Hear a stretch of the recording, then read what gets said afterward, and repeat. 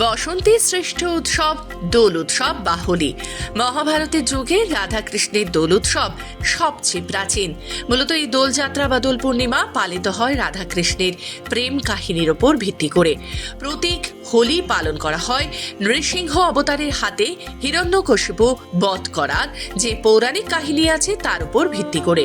ঠিক সেই মতো আসন্ন এই দোল উৎসব পালন করা হয় নদিয়ার নবদ্বীপেও, যেখানে প্রায় দোল উৎসব উপলক্ষে উপস্থিত হন 20 থেকে 25,000 মানুষজন। গোটা দেশ জুড়ে এই উৎসব পালিত হয় যথাযথ মর্যাদা ও মহা ধুমধামের সাথে।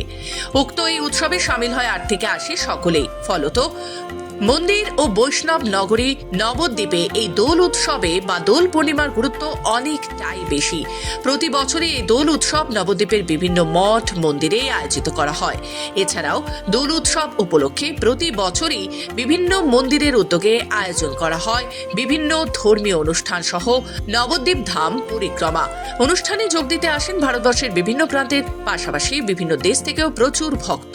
তবে মন্দিরের ভান্ডারী ভক্তি বেদান্ত দামোদর মহারাজ জানান, প্রতি বছরের মতো এবছরও নবদ্বীপ কোলের ডাঙ্গা রোডের কেশবজি গৌরীয় মঠের উদ্যোগে দোল উৎসব উপলক্ষে নবদ্বীপ ধাম পরিক্রমার আয়োজন করা হয়েছে, যা দেশের বিভিন্ন প্রান্ত সহ বিদেশ থেকেও আনুমানিক 3,500 ভক্ত এসে উপস্থিত হয়েছে ইতিমধ্যে।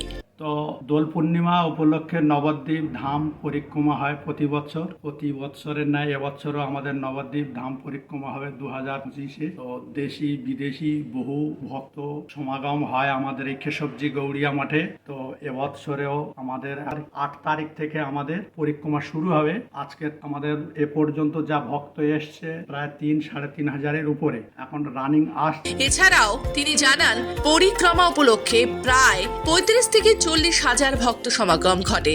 তবে এবছর বিদেশের বহু ভক্তের পাসপোর্ট ভিসার কিছু সমস্যা হওয়ার জেরে, এছাড়াও উচ্চ মাধ্যমিক পরীক্ষা বিভিন্ন পরীক্ষা থাকার কারণে কিছু ভক্ত সমাগম কম হওয়ার আশঙ্কা রয়েছে। বহু দেশ থেকে ভক্তরা আসে, কারো পাসপোর্ট ভিসার সমস্যার কারণে আসতে পারেনি ঠিক মতো, কিন্তু আসবে।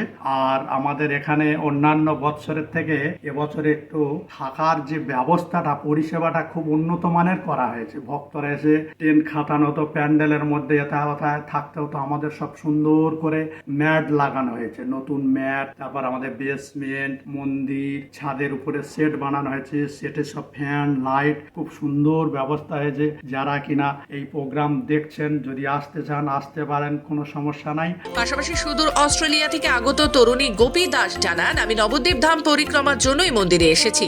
এছাড়াও আমার জন্মান্তরের সৌভাগ্য আর চৈতন্য মহাপ্রভুর কৃপা আসতে পেরেছি এবং অংশ নিতে পেরেছি দোল উৎসব এবং পরিক্রমাতে।